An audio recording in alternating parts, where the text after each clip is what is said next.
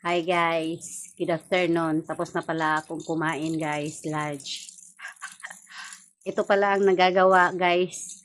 Pag nagbantay ka ng bata tapos iiyak guys, lahat ginagawa mo na para lang tumahimik yung bunganga. Ayan na siya oh. Tumawa.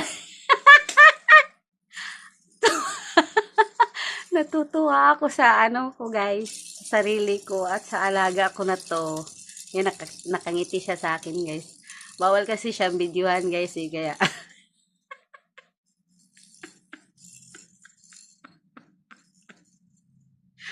ay naku, hindi ko maano yung itsura niya nakatingin sa akin.